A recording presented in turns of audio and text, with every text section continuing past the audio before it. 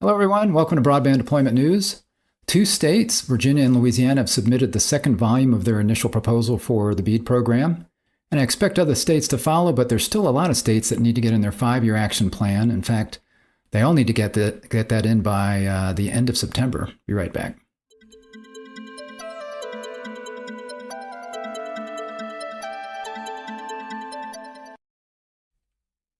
Thanks for joining me. Rick Usey here with Broadband Deployment News. So wanted to share this site with you. Probably a lot of people are familiar with it, but this is the NTIA public notice site where things like the 5-year action plan and digital equity plans and the initial proposals, those that have come in, are posted for public comment. They're also posted, obviously, on the state site as well, which I'll take a look at the two that have finished their initial proposals at this point.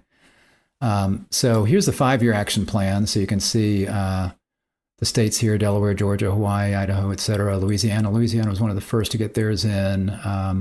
So you can see this is what's posted here now. So there's a lot of states that have to get their 5-year action plans in, and that's got to be done pretty quickly because that had to be done within 270 days of the date that they got their initial planning funds. And a couple of states got those early. Louisiana, again, being the first, they were in August. And they've obviously already got their 5-year action plan. And Ohio was in October, and they've got their 5-year action plan in. And then pretty much everybody else was in December. So December 12th, you had these states. You had New York, Minnesota, Maryland, Wisconsin, and Montana, which means 270 days from December 12th would be September 12th. That means that those states need to have their 5-year plans in by September 12th, coming here in just a couple of weeks. Now, Montana is the only one I see on here.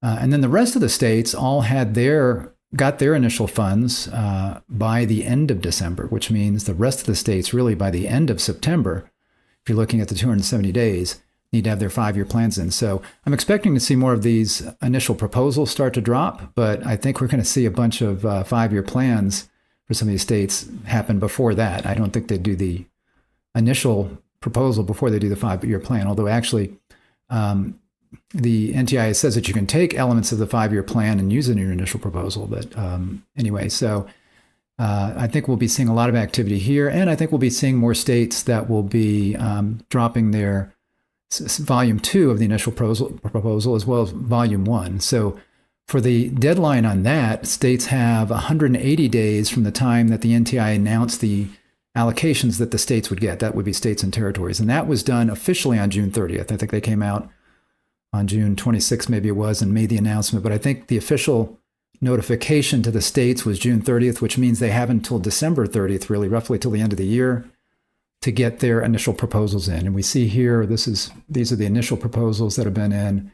And you can see most of these are Volume 1, and I'll talk about Volume 1 and Volume 2 here in a minute. So you've got Delaware, for example, Volume 1, Kansas, Volume 1. Louisiana, again, they got their Volume 1 in pretty early, and they've got Volume 2 out now that came out just a few days ago. And basically, they have to put this up here, and they have to allow, I think, a minimum of 30 days of comment from anybody before they close that, I suppose. So then you've got, like I say, Volume 2. You've got Montana. Volume 1 is out. Ohio. So some of these states have been kind of, leading, like Louisiana and Virginia, which we'll talk about here. Tennessee, Volume 1. Vermont, Volume 1. Virginia here. Again, Virginia is the second state. Actually, they were the first state to get Volume 2 out. And then we've got Wyoming. Their Volume 1 out. So again, we may see some more Volume 1 proposals coming out here. We may see some Volume 2s from some of those that have already submitted Volume 1. We may see some that put out Volume 1 and Volume 2 at the same time, because it's not required that they do that. With the NTIA is encouraging people to get Volume 1 out first, because the idea is that will help them start some of the processes, like the challenge process, before they have to get their whole initial proposal out and approved. So, for example, this is what we're talking about in Volume 1 and Volume 2. This is from the, what is this from? This is from the BEAD Initial Proposal Guidance. So if you look here in the, I'm going to pull this up. If you look here in the table of contents, you see basically Volume 1 requirements and Volume 2 requirements. So Volume 1 is requiring numbers 3, 5, 6, and 7 of the requirements for the initial proposal. And there's like 20 or so, 19 or 20, I guess 20 requirements right here. So you see, so 3, 5, and 7. Actually, 3, it's got 6 here. Oh, 3, 5 through 7. So it's 3, 5, 6, and 7 requirements for Volume 1, and that is the existing broadband funding, where they need broadband. Unserved and underserved locations, that would be where they need broadband, sorry. Community anchor institutions, and then the challenge process. So this allows them to kind of get this out there so that this can be approved, so they can get their challenge process started before having to get all of this other stuff approved and looked at. Then you've got Volume 2, and again, this is what Louisiana and Virginia have already provided now, and that would be the rest of the requirements, which is requirements 1, 2, 4, 8 through 20. So those are things like objectives, local, tribal, regional broadband planning processes, local coordination, deployment, subgrantee selections. That's where we're talking about how you're going to select the subgrantees. Non-deployment subgrantee selection, those that are going to be doing non-deployment kinds of things. Eligible entity, implementation activities, labor standards and protection, workforce readiness, minority business enterprises, cost and barrier reduction, climate assessment. And thankfully, a lot of these things are the things that when I look at it, it's like, why is this even in here? Because we're trying to get broadband to people. But this is a Democrat administration that is putting emphasis on the things that are important to them. So that's why that's in here. But I'm thankful that it's not in Volume 1. And we can get some of these things going. Then we've got low-cost broadband service option, middle-class affordability plans, use of the 20% of funding. So basically that's, I talked about that the other day. So states can request 20% once they get this initial proposal done. Before they get the final proposal and they can get all of their money, they can request 20% to do certain activities, including the challenge process. They're really not supposed to be deploying broadband with that, although they can, once they get some other things done, they can start deploying broadband in specific areas, like areas that are, have a high percentage of unserved, and then also maybe economically low poverty or poverty kinds of areas. So they can get that 20%. They can even request more. They could request all of it. And I believe when I was looking at Louisiana, I think they were requesting 100% of their funds because they're saying they've got a very challenging area because of the fact that they have lots of hurricanes and tornadoes, and they want to make sure the fiber is buried and those kinds of things. So I think that's what I was reading. I didn't read through those really. I don't have time, unfortunately, but I did link to where you can get them if you want to look at the first two Volume 2 proposals. So again, that's the difference between Volume 1 and Volume 2. And here I linked to these pages where you can get them. I didn't link to the actual one, but the actual download file. But here you can click here and get Virginia's. Then here, this is Louisiana. You can click and read their proposal right there. If you're somebody that would be commenting on it, they've got a place to comment on that. And then as far as the proposals, they're long documents, which is why I did not read those completely here. So here you've got Virginia Initial Proposal Volume 2. And it's interesting. So they've got the draft for public comment on every page. And then they go straight into it. They don't have a table of contents. I'm just looking at it from my perspective of having to look at lots of documents being in marketing. So I find the Louisiana one easier to read because they've got their table of contents here. You can click on any area, go straight to it. And it does not have the draft on here. Maybe they should have put it at the bottom, I guess, that it was a draft proposal. It probably says that. I'm sure it says it somewhere in there. But anyway, again, it's a little bit easier to get to places. So, for example, to the deployment subgrantee selection, just click there. Then you can learn all about that rather than having to scroll through it. So again, these are the first two that are out.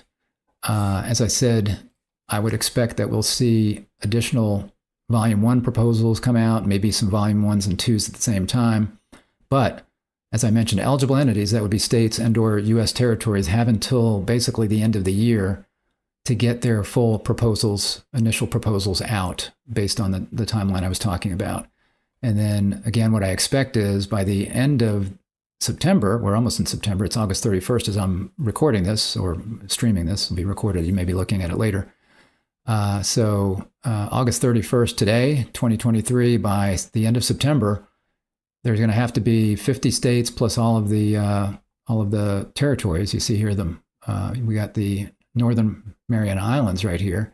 The rest of these are states, and we've got a bunch more states and a few more territories that are going to have to get their 5-year plans out. And as I mentioned, New York, Minnesota, Maryland, Wisconsin, and Wisconsin, that's 4 because Montana's already on here, will need to have theirs out by approximately September 12th because they received their initial planning funds around December 12th. At least that's when the press release was from the NTIA. So there you go. 2 states out. They are kind of leading the pack, and I think we'll see the same thing with the initial proposals. There's going to be certain states that get the stuff out, and then they'll be getting their challenge processes done more quickly because they're kind of on the ball getting these things done.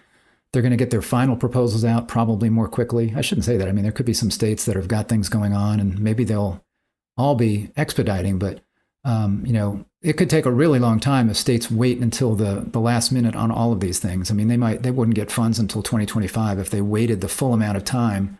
Because I think that after they put in their final proposal, I think they have a year.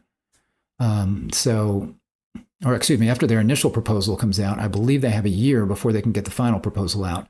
But you're going to be seeing states like Virginia and Louisiana. There's no way they're going to wait a year to get their final proposal in. They're going to try to get that turned around, work with the NTIA and the state representatives for the NTIA, the broadband office representatives, as quickly as possible to try to get that turned around so they can then get their final proposal in and get their money that much sooner. So some states have got a fire under them. I'm sure they all have a fire under them, but some have more resources than others. And the other benefit to kind of hanging back a little bit is to look at these. So those that have not done their 5-year plans, I'm sure are looking at the current 5-year plans that are done and trying to get those just right. And now several states can look at the Volume 1 proposals that have been put out, as well as these two Volume 2 proposals, and say, oh, that's a really good idea. We should mention that. Or I like the way they're doing that. So some of them are hanging back and learning, I think. I think we'll see some of that as well. So they're probably like, we don't need to be first. We want to be right. And that's not to say that the 2 that got theirs out immediately were not right, but they're probably thinking, let's go ahead and see what other states are doing and see what we can learn from that. I'm sure there's a lot of that going on as well. Thanks for joining me today. I appreciate it. If you're not subscribed to our channel, click the subscribe button somewhere down there on the video and ring the bell to be notified when I'm live. If you're not subscribed, please do that. And if you like the video, I'd appreciate it if you give me a thumbs up on that. Thanks a lot, and I will see you next time for Broadband Deployment News. Take care.